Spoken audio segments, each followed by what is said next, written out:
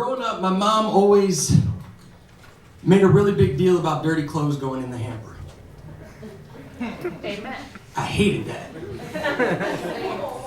But as a young boy, I remember each time I took off my socks and balled them up, and from my bedroom door, I'd shoot them into the hallway hamper, flicking my wrists, leaving it hanging, yelling out, "Kobe Bryant."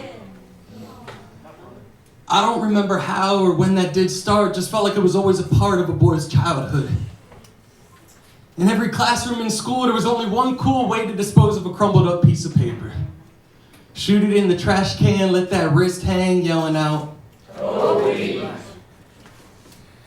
After school, I'd spend hours in the driveway with a basketball, thinking about the greats I grew up watching. Allen Iverson, Kevin Giannotti, Shaq, Tim Duncan, T-Mac, but there was only one name that you said when you were holding the rock and you threw up a shot. Kobe. For many, he changed the game. For others like me, I never knew the game without Kobe. He was always a part of it, always embodied it. If there was ever a challenge, he'd body it. He inspired greatness in everything you did, not just in basketball, but in the life you lived. He inspired passion. Truthfully, I thought it was fake when I heard the news. I'm sure I'm not the only one that doubted. Kobe seemed larger than life, indestructible. This was impossible. We all felt this one. Even those that cared nothing for the game could feel the pain, because so often death feels like something that happens to others but never to us. But all of us together could feel this loss. All at once, it happened to all of us, and we all felt it. We all recognized and acknowledged our own humanity and frailty, and we all at once realized that life is a gift. Each day is not promised, and if we're being honest, there's days I've wasted that gift with the ones that I cherish. So I think I hugged my wife a little tighter that night.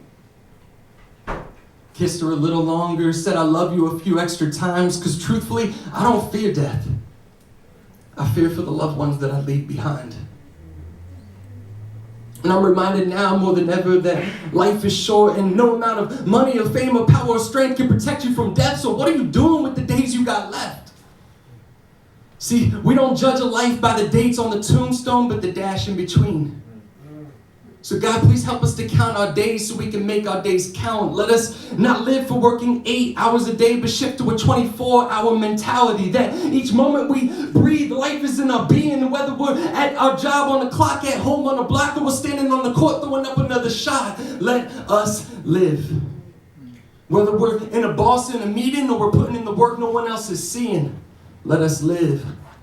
Whether we're taking our first step towards our dreams or we're on our 1,000th mile, let us live. Whether we can take our spouse to a 5-star restaurant or we're in the kitchen cooking ramen, let us live. Whether we're traveling the whole world or we got just enough gas just to get us to work, let us live. Whether we're spending time with God daily or we just feel like God must hate me, let us live. Whether you're in that fairy tale relationship or you're still waiting on the one and you're hating it, let us live. Whether we got everything that we could ever want, or even when the good days don't feel like enough, let us live. Let us live this gift that's been given. And if you're anything like me and you've ever considered giving that gift back, please know that this world needs you. There is something only you can do, a song only you can sing, a dance only you can dance, and someone that only you can love. And I believe in a God that says you are more than enough, a God that loves you so much he would give you his son. So please, please keep on living. Together, let us live. See, we only get one of these things called life, and we never know when fate might turn off the mic.